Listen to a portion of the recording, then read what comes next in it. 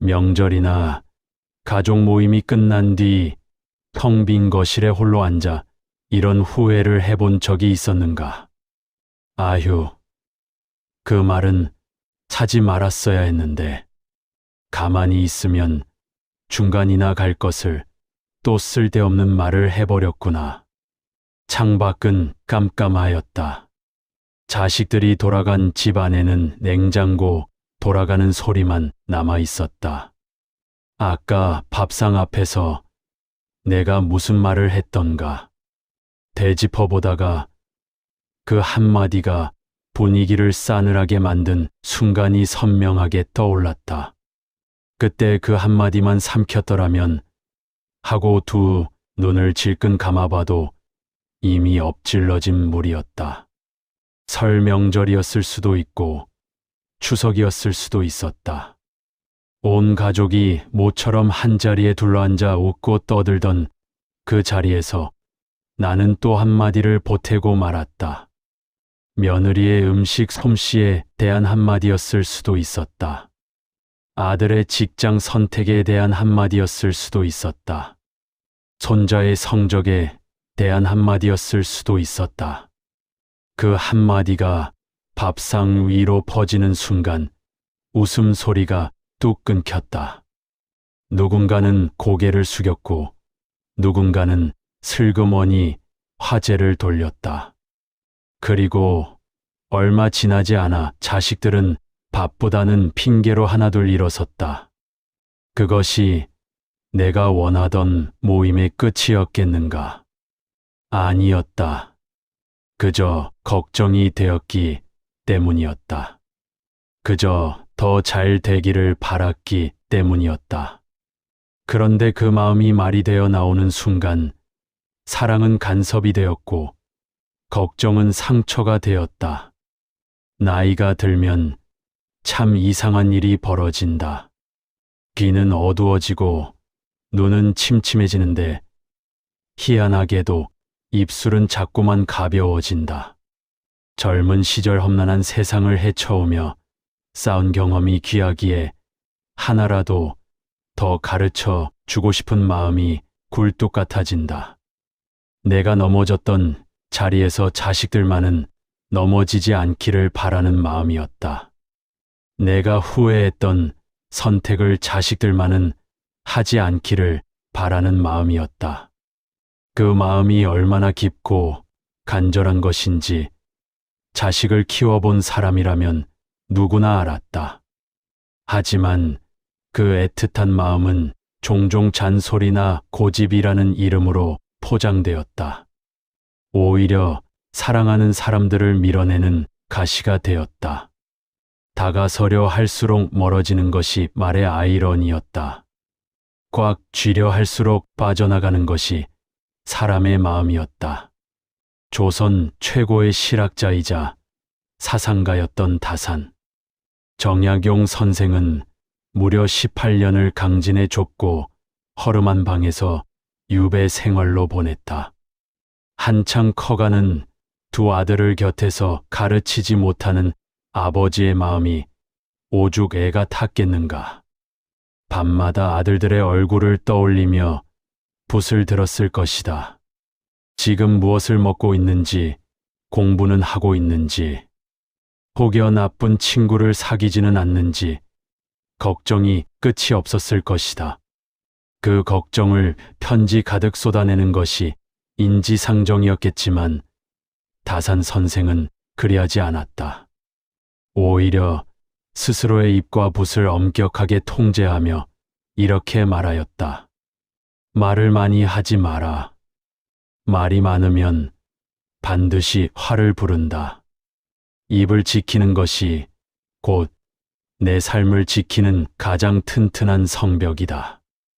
이 말은 단순한 처세운이 아니었다. 18년이라는 긴 유배 생활 속에서 몸소 깨달은 피와 눈물로 쓴 진리였다. 억울한 말을 하고 싶을 때마다 입을 다물었다. 원망하는 말이 올라올 때마다 붓을 들어 학문으로 향하였다. 그 침묵이 쌓이고 쌓여 500여 권의 저서가 되었다. 그 고요함이 모여 조선 최고의 사상가라는 이름이 되었다. 18년이었다. 갓난아기가 태어나 대학에 들어갈 나이까지의 세월이었다. 그 긴 세월 동안 억울하지 않았을 리 없었다. 자식들 걱정에 마음이 타들어 가지 않았을 리 없었다. 임금에 대한 원망이 없었을 리 없었다. 자신을 모함한 자들에 대한 분노가 없었을 리 없었다. 그 모든 것을 꾹 누르고 입을 다물고 붓을 들었다. 다산 선생은 넋두리 대신 글쓰기로, 원망 대신 학문으로 그 세월을 채웠다. 오늘은 다산 선생의 깊은 통찰을 빌려 우리 인생의 후반전을 가장 우아하고 존경받게 만들어줄 노년에 반드시 비워내야 할 3가지 말그릇에 대해 이야기하고자 한다. 이 이야기가 끝날 즈음 우리의 말그릇이 얼마나 비워져 있는지 함께 가늠해 보기를 바란다. 우리가 노년에 가장 먼저 비워내야 할 첫 번째 말그릇은 바로 가르치려는 잔소리이다.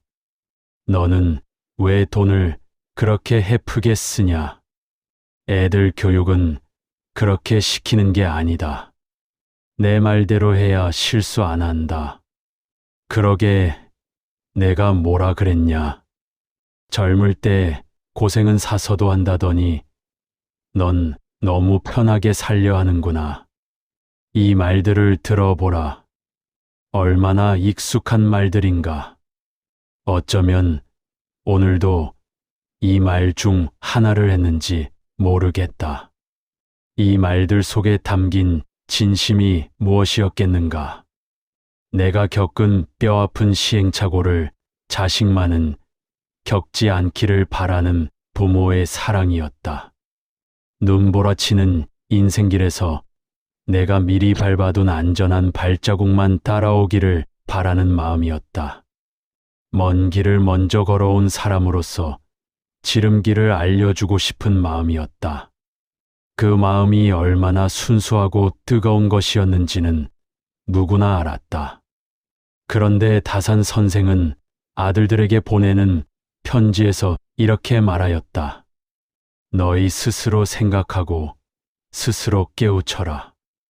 유배지에 묶인 몸이라 직접 가르칠 수 없었기에 내어준 자율이었겠지만 그것이 오히려 두 아들을 훌륭한 학자로 길러낸 밑거름이 되었다.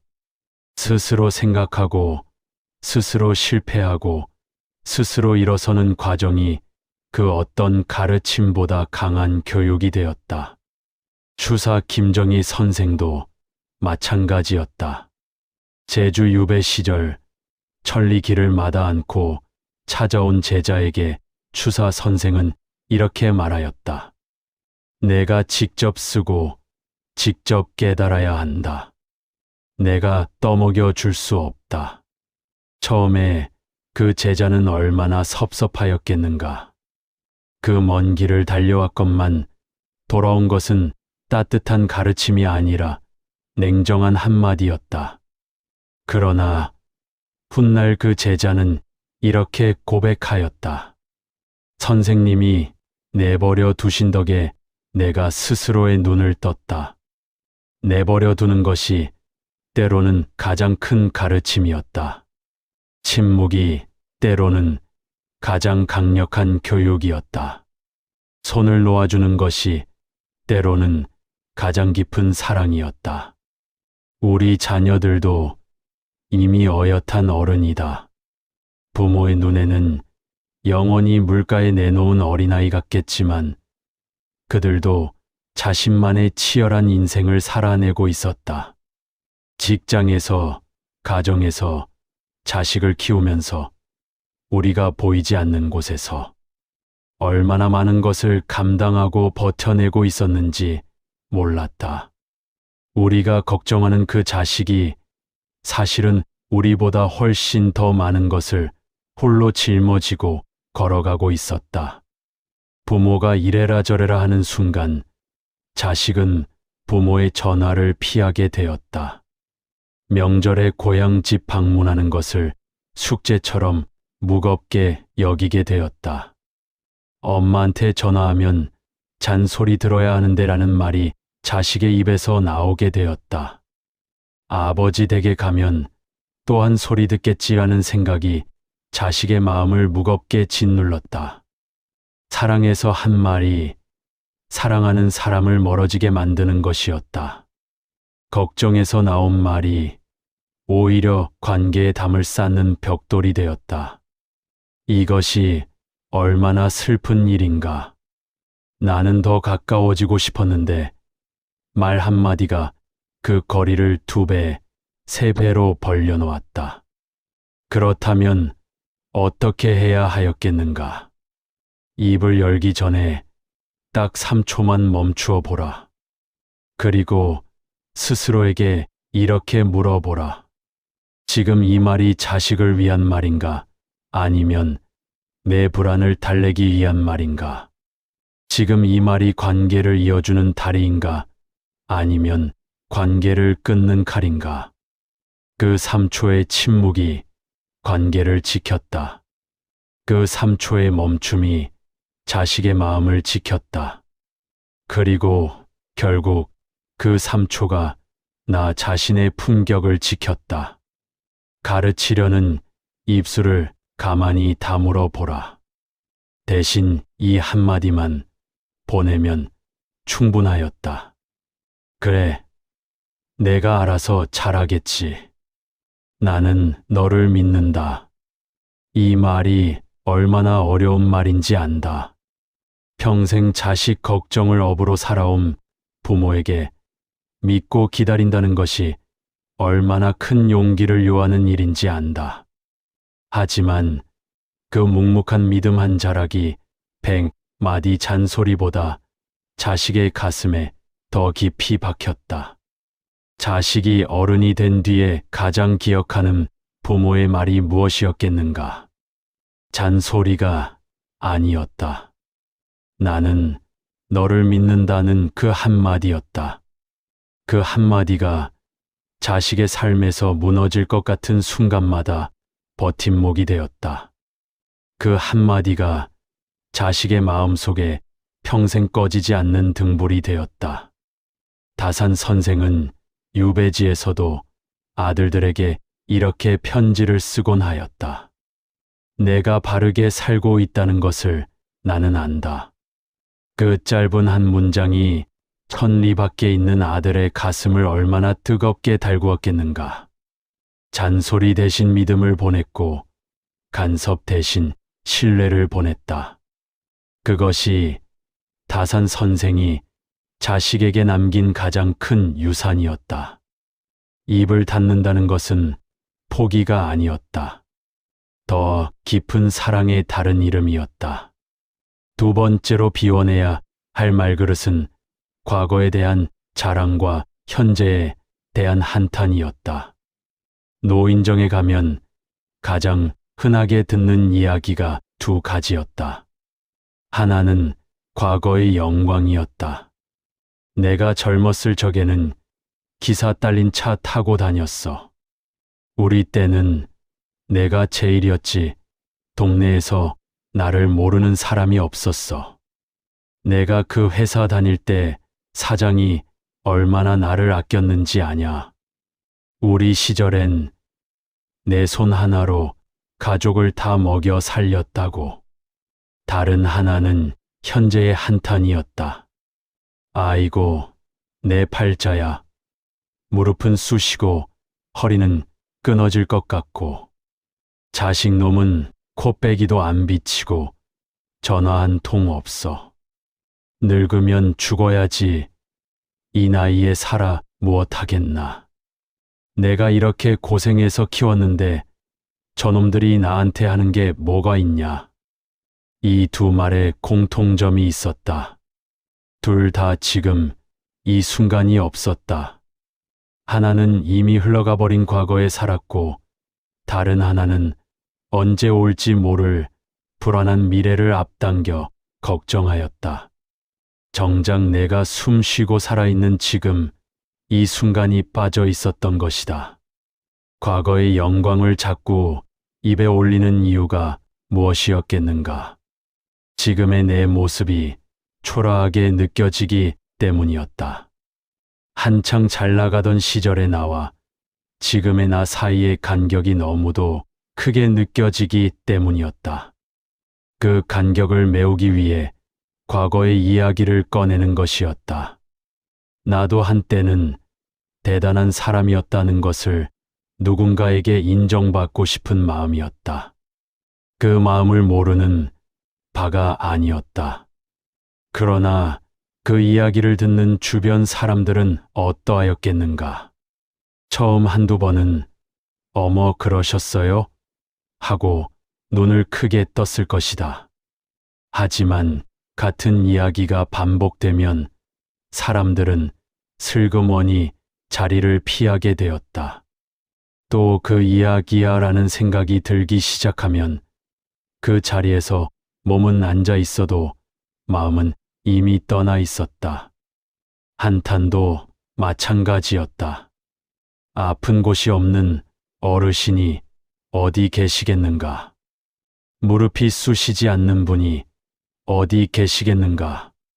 자식이 마음처럼 살갑지 않아 서운하지 않은 분이 어디 계시겠는가? 그 아픔과 서운함은 충분히 이해할 수 있었다. 하지만 그 한탄을 매일 만나는 사람마다 쏟아낸다면 어떻게 되겠는가? 한탄이 많은 사람 곁에는 오래 머무르기가 힘들었다. 에너지가 빠져나가는 느낌이 들기 때문이었다.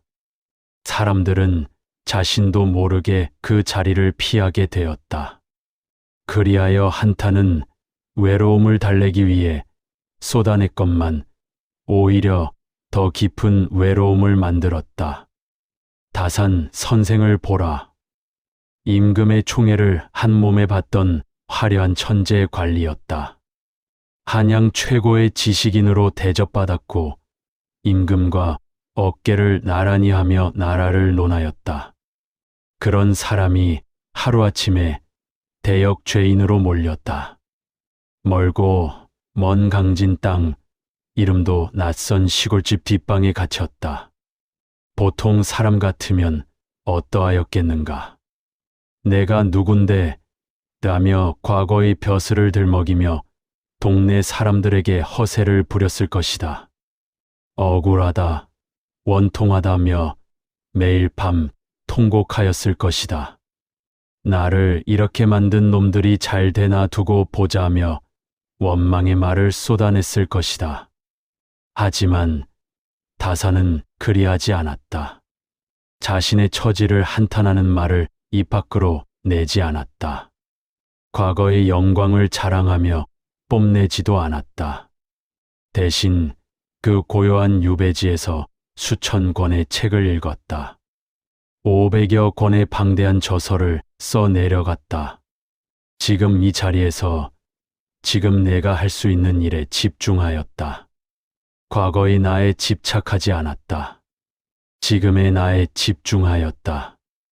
비록 초라한 방구석이었지만 그 방구석에서 조선 역사상 가장 위대한 학문적 업적이 탄생하였다. 다산 선생이 마냥 매일 내가 한양에 있을 때는 을 외치고 이 억울한 신세에 살아 무엇하겠나를 되뇌었다면 어떻게 되었겠는가? 500권의 저서는 없었을 것이다. 목민심서도 경세유표도 흠음신서도 세상에 나오지 못하였을 것이다. 지금 우리가 다산 선생을 조선 최고의 실학자로 기억하지 못하였을 것이다. 침묵과 집중이 그를 위대하게 만들었다. 한탄을 거두고 현재에 충실한 것이 불멸의 이름을 남기게 하였다. 우리도 할 수 있다. 거창한 저서를 쓸 필요가 없었다. 매일 아침 일찍 일어나 마당을 쓰는 것도 지금의 나에 집중하는 일이었다. 손자에게 편지 한 장을 쓰는 것도 지금의 나가 할 수 있는 일이었다.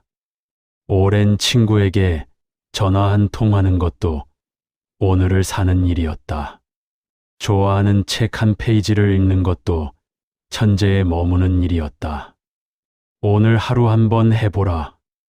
내가 젊었을 때는 이라는 말과 아이고 힘들어라는 말을 쓰지 않고 지내보는 것이다. 그 말을 삼키는 순간 신기한 일이 벌어진다.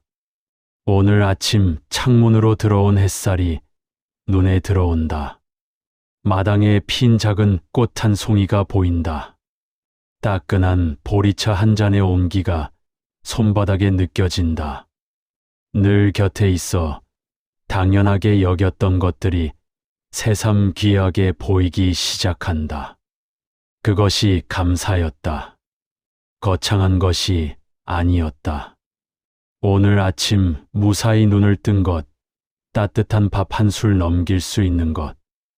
이 소박한 일상이 얼마나 큰 축복인지를 아는 것이었다. 화려했던 어제는 이미 흘러간 강물이었다. 그 강물을 다시 퍼올리려 애쓸 필요가 없었다. 오늘이라는 강물이 지금 내 발치에서 흐르고 있었다. 그 물에 발을 담그고 그 물소리를 듣고 그 물빛을 바라보면 충분하였다. 불평을 비운 자리에 깃든 온화한 미소, 그것이 바로 노년의 진짜 품격이었다. 한탄을 거둔 자리에 피어나는 잔잔한 감사, 그것이 바로 노년의 진짜 아름다움이었다. 마지막으로 비워내야 할 것은 타인을 향한 평가와 험담이었다. 누구네 며느리가 인사를 안 하더라. 누구 영감은 왜 저렇게 짠돌이냐. 옆집 할머니가 자식한테 돈을 얼마나 뜯기는지 알아?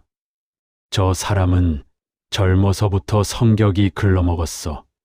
나는 알아봤어. 우리 며느리는 어디 가도 칭찬받을 애인데 옆집 며느리는 사람이 셋만 모여도 그 자리에 없는 한 사람의 흉을 보게 된다는 말이 있었다. 이런 말들은 뱉을 때는 속이 시원한 것 같았다. 같이 고개를 끄덕여주는 사람이 있으면 매 편이 생긴 것 같아 든든하기도 하였다. 하지만 돌아서면 내 입안에 쓴 침이 고였다. 내 얼굴에 흉한 그늘이 드리웠다. 그리고 오늘 나와 함께 남의 흉을 본 그 사람이 내가 없는 자리에서는 내 흉을 보고 있다는 것을 우리는 알고 있었다. 험담이 왜 이렇게 입에 붙었겠는가? 그것은 마음이 허하기 때문이었다. 내 삶이 만족스럽지 않을 때 남을 끌어내림으로써 잠시나마 얘가 높아지는 착각을 하게 되었다. 외롭고 쓸쓸할 때 함께 누군가를 욕하며 동지의식을 느끼고 싶었던 것이었다. 하지만 그 착각은 오래가지 않았다. 험담으로 채운 한 시간이 지나면 마음은 더 공허해졌다. 험담으로 맺은 관계는 결코 오래가지 못하였다. 같이 누군가를 욕하며 가까워진 사이는 결국 서로를 욕하며 끝이 났다. 옛 이야기가 있었다. 어느 마을에 소문내기를 좋아하는 사람이 있었다. 하루는 마을에 거짓 소문을 퍼뜨렸는데 그 소문 때문에 한 사람이 큰 곤욕을 치르게 되었다. 뒤늦게 잘못을 뉘우친 그 사람이 마을의 어른을 찾아가 용서를 구하였다. 어른이 말하였다. 집에 가서 베개를 가져오너라. 그리고 지붕에 올라가 베개를 칼로 찢어라. 영문을 모른 채 시키는 대로 하자 깃털이 바람에 날려 마을 곳곳으로 흩어졌다. 어른이 다시 말하였다. 이제 저 깃털을 모두 주워 오너라. 그 사람은 온 마을을 뒤지며 깃털을 주워 모았지만 바람에 날아간 깃털의 반도 찾지 못하였다.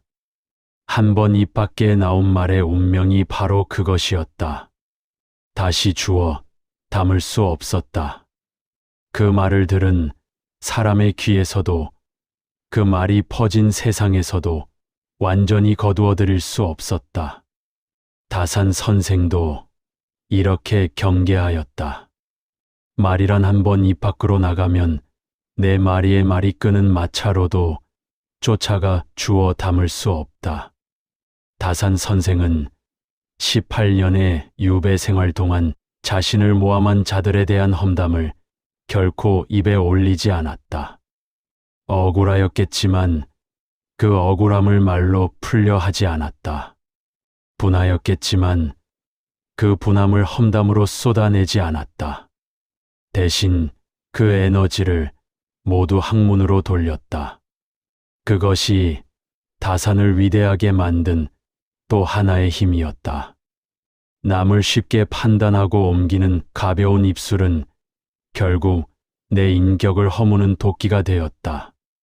남의 허물을 크게 말할수록 내 품격은 그만큼 작아졌다. 남의 흉을 자주 볼수록 내 얼굴에는 그 흉이 쌓여갔다. 반대로 생각해 보라. 남의 이야기를 조용히 들어주는 사람 곁에는 사람이 모여들었다. 판단하지 않고 그냥 들어주는 사람을 찾아 사람들이 찾아왔다. 저 어른 곁에 가면 편애라는 말이 절로 나오게 되었다. 나이가 들수록 우리는 말을 더하는 사람이 아니라 남의 말을 담아주는 깊고 넓은 바다가 되어야 하였다. 바다는 어떠한가? 온갖 강물이 흘러들어도 바다는 그것을 탓하지 않았다. 맑은 물도 받아들이고 흙탕물도 받아들였다.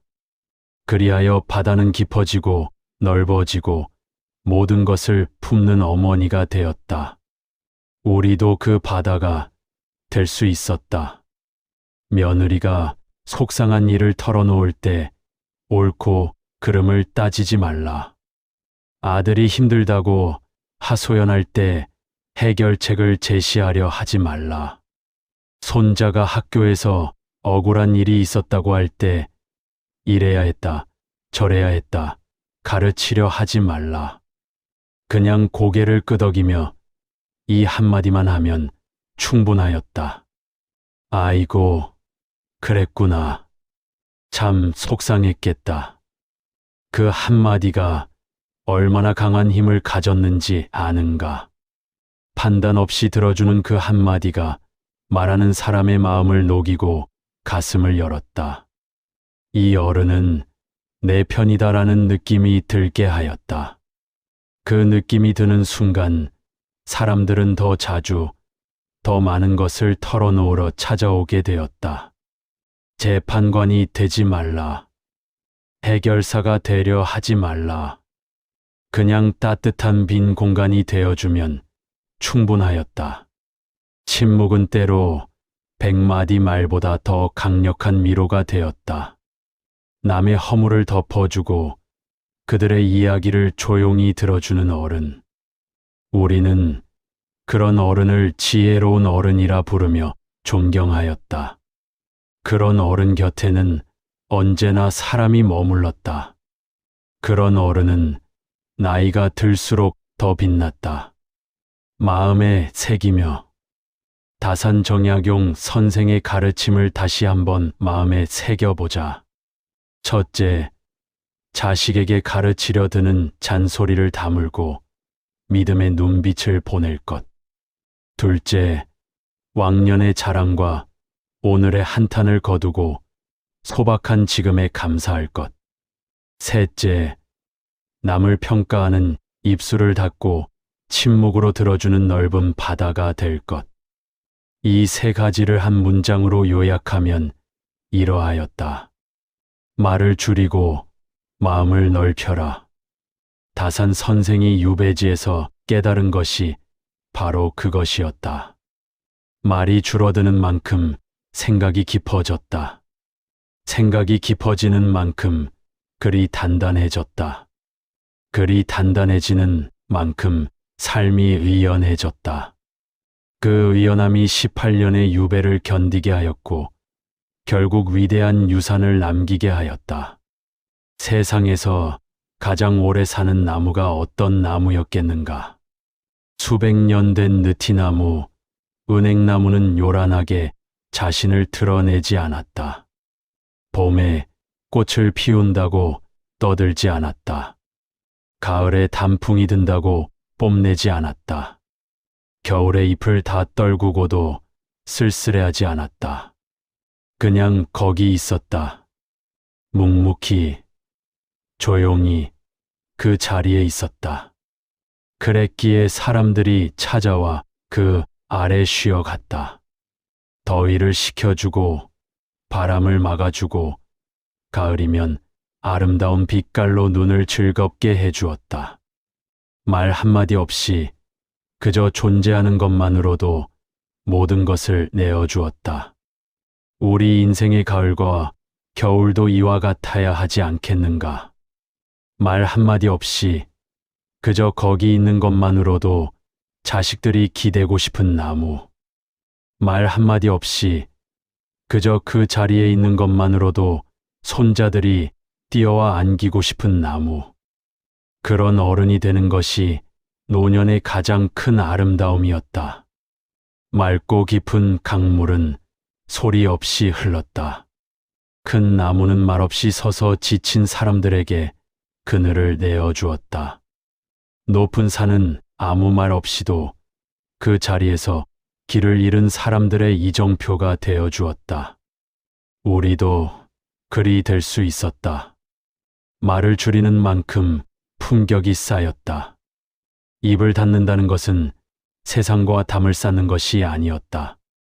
내 마음속에 더 넓고 평안한 정원을 가꾸는 일이었다. 그 정원에서 피어나는 꽃들이 주변 사람들에게 향기를 나누어 주었다. 그 정원에서 자라는 나무들이 주변 사람들에게 그늘을 내어 주었다. 오늘 하루는 평소보다 말을 절반으로 줄여보라. 말을 줄인 자리에 귀를 열어보라. 주변의 소리들이 들리기 시작할 것이다. 바람 소리, 새 소리, 가족의 웃음소리, 오래된 시계 소리. 늘 있었지만 내 말소리에 묻혀 듣지 못하였던 소리들이었다. 거울을 보며 잔소리 대신 온화한 미소를 한번 지어보라. 그 미소가 내 얼굴에 자리를 잡는 순간 놀라운 일이 벌어진다. 주름 사이사이에 따뜻함이 깃들고 눈빛의 깊이가 생기고 얼굴 전체가 부드러워진다. 그 얼굴을 본 손자가 달려와 안길 것이다. 그 얼굴을 본 자식이 엄마, 오늘 왜 이렇게 예뻐 보여? 라고 물을 것이다. 내가 입을 닫고 조용히 미소 지을 때 사랑하는 사람들이 내 곁으로 더 가까이 다가오는 기적을 경험하게 된다.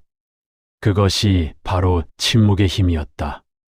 그것이 바로 비워낸 말그릇이 만들어내는 기적이었다. 세상에서 가장 강한 사람은 남을 이기는 사람이 아니었다. 자기 입을 이기는 사람이었다. 하고 싶은 말을 참을 줄 아는 사람이었다. 뱉고 싶은 한탄을 삼킬 줄 아는 사람이었다. 나누고 싶은 험담을 조용히 가슴에 묻을 줄 아는 사람이었다.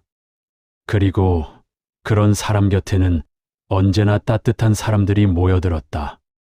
그런 사람은 나이가 들수록 더 많은 사람들의 존경을 받았다. 그런 사람은 떠난 뒤에도 오랫동안 사람들의 마음속에 남았다. 다산 정약용 선생이 18년의 유배를 마치고 고향으로 돌아왔을 때 사람들은 그를 어떻게 맞이하였겠는가?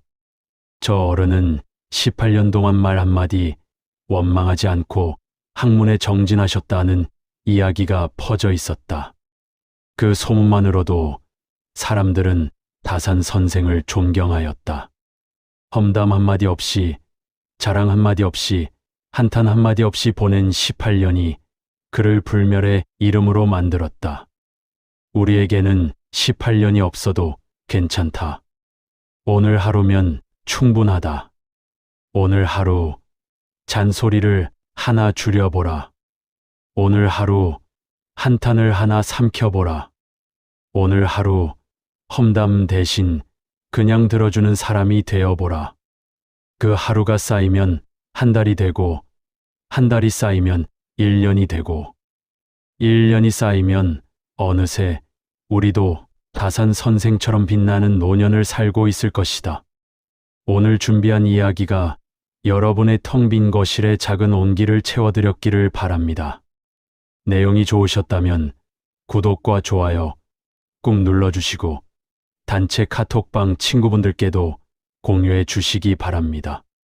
좋은 마음을 나누면 내 마음에 더 큰 평안이 찾아옵니다. 오늘 하루도 맑은 강물처럼 평안하시길 바랍니다.